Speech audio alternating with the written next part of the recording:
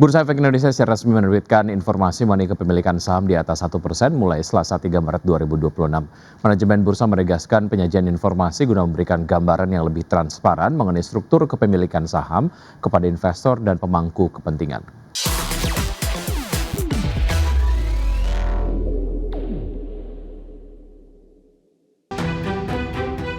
Bursa Efek Indonesia bersama PT Kustodian Sentral Efek Indonesia secara resmi menerbitkan informasi mengenai kepemilikan saham di atas 1% mulai Selasa 3 Maret 2026. Informasi kepemilikan saham perusahaan tercatat di atas 1% akan disediakan oleh KSEI dan dipublikasikan setiap bulan melalui situs BEI. Adapun informasi tersebut merupakan bagian dari upaya peningkatan kualitas keterbukaan data kepemilikan saham perusahaan tercatat. Disclosure pemegang saham di atas 1% itu untuk seluruh emiten dan itu sudah dilakukan per hari ini. Sore ini setelah pasar tutup dan saat ini sudah tersedia di website IDX untuk seluruh emiten. Penyajian informasi dilakukan secara terstruktur guna memberikan gambaran yang lebih transparan mengenai struktur kepemilikan saham perusahaan tercatat kepada investor dan pemangku kepentingan. Dengan tersedianya informasi kepemilikan saham di atas 1%, BEI berharap investor dapat memperoleh referensi yang lebih akurat dalam proses pengambilan keputusan investasi, sekaligus memperkuat kepercayaan, integritas, dan kredibilitas pasar modal Indonesia. Dari Jakarta, Tim Liputan IDX Channel. Harga minyak melesat pada perdagangan di hari Selasa dan mencatat level tertinggi sejak Januari 2025.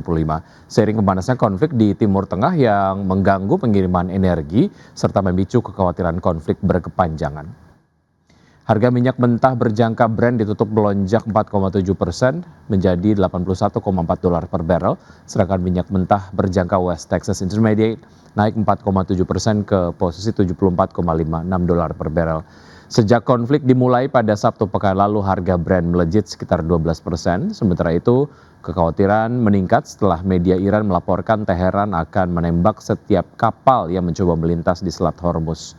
Sejumlah perusahaan asuransi pun membatalkan pelindungan bagi kapal yang beroperasi di kawasan tersebut dan tarif pengiriman minyak dan gas melonjak tajam. Tidak hanya harga minyak, harga gas alam global pun terpantau ikut melonjak dengan kontrak acuan Belanda, harga gas Inggris serta LNG Eropa dan Asia sama-sama mencatat kenaikan signifikan. Selanjutnya update dari bursa global, pemirsa. Bursa Wall Street terkoreksi pada perdagangan di hari Selasa karena investor khawatir tentang berapa lama konflik Timur Tengah akan berlanjut. Investor khawatir tentang dampak konflik terhadap inflasi seiring harga minyak mentah yang melanjutkan kenaikan. Pada perdagangan di hari Selasa, S&P 500 terkoreksi 0,94% ke level 6.816. Kemudian Nasdaq Composite yang turun 1,02% ke posisi 22.516 dan Dow Jones Industrial Average yang turun 0,83% ke level 48.501. Ya, sementara itu bursa ekuitas Eropa tersungkur ke level terendah dalam lebih dari 1 bulan pada perdagangan di hari Selasa, terseret aksi jual global seiring meningkatnya kekhawatiran investor terhadap potensi perang berkepanjangan di Timur Tengah dan lonjakan harga minyak yang berisiko memicu inflasi. STOXX 600 ditutup merosot 3,08% ke posisi 604,44. Kemudian DAX Jerman anjlok 3,44% ke posisi 23.790 dan FTSE 100 Inggris yang menyusut 2,75% ke posisi 10.484.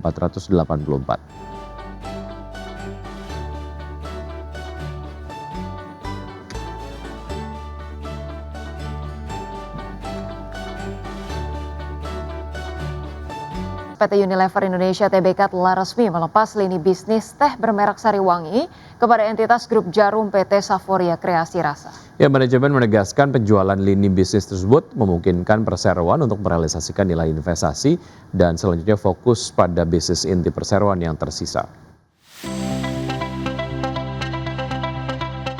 PT Unilever Indonesia Tbk telah resmi melepas lini bisnis teh bermerek Sariwangi kepada entitas grup Jarum PT Saforia Kreasi Rasa.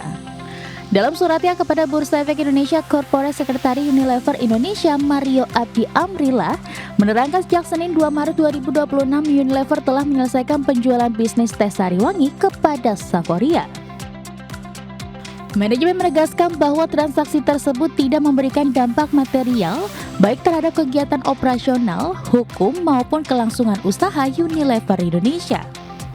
Justru penjualan lini bisnis tersebut memungkinkan Unilever untuk merealisasikan nilai investasinya dalam bisnis teh di Indonesia dan mengembalikan nilai tersebut kepada para pemegang saham dalam jangka pendek, serta berfokus pada bisnis inti perseroan yang tersisa guna meningkatkan nilai bagi para pemegang saham dalam jangka panjang.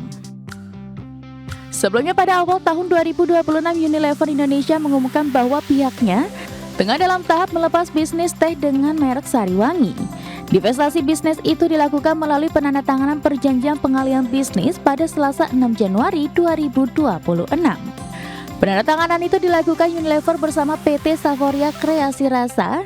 Kedua belah pihak menyepakati harga senilai 1,5 triliun rupiah untuk mengalihkan bisnis teh Unilever tersebut. Berbagai sumber, IDX Channel. PT Barito Renewables Energy Tbk mencatat total kapasitas pembangkit panas bumi mencapai 926 MW atau mendekati target 1 GW. Total kapasitas tersebut dicapai usai perseroan melalui anak usahanya yakni Star Energy Geothermal baru saja menyelesaikan proyek retrofit pembangkit listrik geothermal Wayang Windu unit 1 dan 2 pada awal 2026. Adapun proyek retrofit Wayang Windu mencakup peningkatan komprehensif pada kedua unit pembangkit. Presiden Direktur PT Barito Renewables Energy Tbk Hendra Sucipto Tan mengatakan ekspansi berkelanjutan perseroan mencerminkan keyakinan bahwa energi panas bumi dan angin merupakan pilar fundamental masa depan energi bersih Indonesia.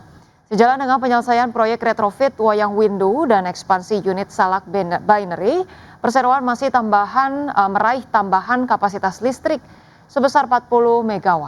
Alhasil keseluruhan kapasitas pembangkit listrik panas bumi perseroan meningkat dari 886 MW pada Oktober 2023 menjadi 926 MW. Pemirsa, kinerja gemilang ditorehkan emiten sawit grup Sinarmas PT Sinarmas Agro Resources and Technology Tbk atau SMAR sepanjang 2025. Laba bersih perusahaan melonjak lebih dari 100% seiring kenaikan penjualan dan perbaikan kinerja operasional. Kinerja gemilang ditorehkan emiten sawit grup Sinarmas PT Sinarmas Agro Resources and Technology Tbk atau SMAR sepanjang 2025. Laba bersih perusahaan melonjak lebih dari 100% seiring kenaikan penjualan dan perbaikan kinerja operasional. Sepanjang tahun 2025, SMAR membukukan penjualan bersih sebesar 86,94 triliun rupiah. Angka ini naik 10,28% dibandingkan 2024 sebesar 78,83 triliun rupiah. Penjualan ditopang pasar domestik sebesar 46,04 triliun rupiah serta ekspor 40,9 triliun rupiah. Di sisi profitabilitas, beban pokok penjualan meningkat menjadi 76,73 triliun rupiah dari sebelumnya 70,82 triliun rupiah. Meski begitu, laba kotor tetap tumbuh 27,42% secara tahunan menjadi 10,21 triliun rupiah dibandingkan 8,01 triliun rupiah pada 2024. Laba bersih yang dapat diatribusikan kepada pemilik entitas induk melonjak 102,23% menjadi 2,58 triliun rupiah dari 1,27 triliun rupiah. Per 31 Desember 2025 total aset SMAR tercatat 45,2 triliun rupiah dengan liabilitas turun menjadi 22,76 triliun rupiah dan ekuitas naik menjadi 22,43 triliun rupiah. Posisi kas dan setara kas juga meningkat menjadi 2,02 triliun rupiah di akhir 2025. Berbagai sumber, IDX Channel.